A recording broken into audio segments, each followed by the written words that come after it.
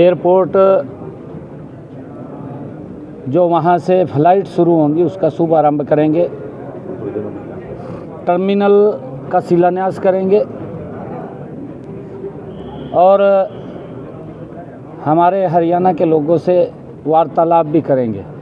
मैंने कहा है ना कि प्रधानमंत्री जी आ रहे हैं, दिल खोल करके हरियाणा के लोग स्वागत करेंगे।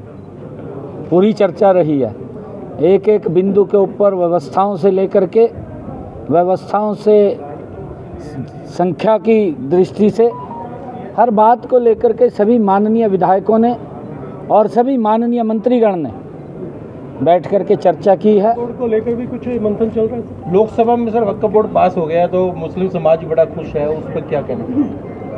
नहीं, देखिए, क्योंकि नियम होने चाहिए, संविधान के अनुसार जब नियम प्रक्रिया होगी तो किसी को कोई दिक्कत नहीं आएगी। का कहना है देर रात 81 लाख लोगों को जोर से झटका धीरे से लगा है बिजली बढ़ोतरी में। नहीं, एक बार उनको ये कहना कि आप लोग अपने समय के अंदर, ये 2012 की बात कर रहा हूँ मैं, जो विपक्षी लोग कह रहे हैं उनको ये पूछना 2012 में क्या भाव थे बिजली के यूनिट के, और आज 2025 उससे कम मिलेंगे, आप काउंट कर लेना। सर गेहूं मंत्री तमाम जुड़े हैं, क्या कुछ? 14 अप्रैल को भारत रत्न बाबा साहेब डॉक्टर भीमराव अंबेडकर जी की जयंती के अवसर पर देश के यशस्वी प्रधानमंत्री और दुनिया के नेता आदरणीय नरेंद्र मोदी जी हरियाणा में एक बड़ी सौगात देने के लिए आ रहे हैं। सबसे पहले आदरणीय प्रधानमंत्री जी हिसार में एयरपोर्ट जो वहाँ से फ़्लाइट शुरू होंगी उसका शुभारंभ करेंगे, टर्मिनल का शिलान्यास करेंगे और हमारे हरियाणा के लोगों से वार्तालाप भी करेंगे। दूसरा बड़ा कार्यक्रम यमुनानगर में है। यमुनानगर में 800 मेगावाट का यूनिट, उसका शिलान्यास करेंगे। वहाँ पर भी बड़ा कार्यक्रम हो रहेगा। डॉक्टर भीमराव अंबेडकर जी की जयंती के अवसर पर हमारे हरियाणा को दो बड़ी सौगातें आदरणीय प्रधानमंत्री जी देने के लिए आ रहे हैं और हम हरियाणा के लोग देश के यशस्वी प्रधानमंत्री आदरणीय नरेंद्र मोदी जी का दिल खोल करके स्वागत करेंगे। हमें गर्व है ऐसे प्रधानमंत्री पे जिन्होंने भारत की तस्वीर को लगातार बदलने का काम कर रहे हैं, जिनका एक विजन भी है, जिनका एक मिशन भी है कि भारत विकसित राष्ट्र बने, और उस दिशा में गति से काम चल रहा है। तो हरियाणा के लोग भी आदरणीय प्रधानमंत्री जी के उस मिशन के साथ कंधे से कंधा मिला करके विकसित हरियाणा, विकसित भारत गति से काम करेंगे। ये डबल इंजन सरकार की ताकत है और यहाँ ट्रिपल इंजन सरकार बनी है, 3 गुना गति से काम करेंगे। सर यहाँ जो सवा घंटा मीटिंग चली, मीटिंग में क्या चर्चा रही? क्या कुछ चर्चा रहा सर? अंदर सवा घंटा की मीटिंग में क्या चर्चा रही, क्या बातचीत हुई, क्या डिसीजन लिए? तैयारियों को लेकर के बातचीत रही है। मैंने कहा है ना कि प्रधानमंत्री जी आ रहे हैं, दिल खोल करके हरियाणा के लोग स्वागत करेंगे।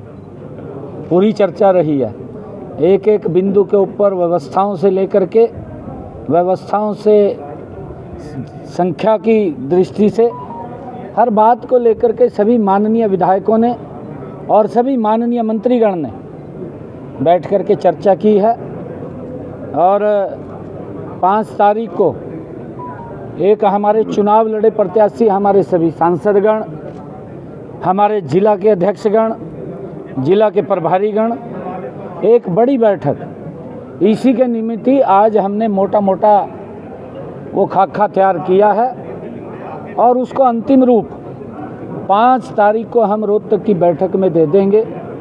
उस बैठक के अंदर हमने ये निर्णय किया कि वहाँ पर हमारे सभी माननीय जिला के अध्यक्ष, सभी हमारे ज़िलों के प्रभारी, सभी हमारे मेयर, सभी हमारे जिला परिषद के चेयरमैन और सभी हमारे विधायक और मंत्रीगण, सभी हमारे सांसदगण, सभी हमारे चुनाव लड़े प्रत्याशीगण, सब लोग आएंगे और आदरणीय प्रधानमंत्री जी का जोरदार स्वागत, क्योंकि हमारे हरियाणा के लिए बड़े गर्व की बात है कि हमें पहला एयरपोर्ट मिला है और ये आदरणीय प्रधानमंत्री जी के कर कमलों द्वारा मिला है।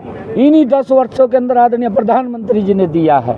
ये हमारे हरियाणा के लिए बड़े गर्व और गौरव की बात है। सर, वक्फ बोर्ड को लेकर भी कुछ मंथन चल रहा है? लोकसभा में सर वक्फ बोर्ड पास हो गया तो मुस्लिम समाज बड़ा खुश है, उस पर क्या कहना?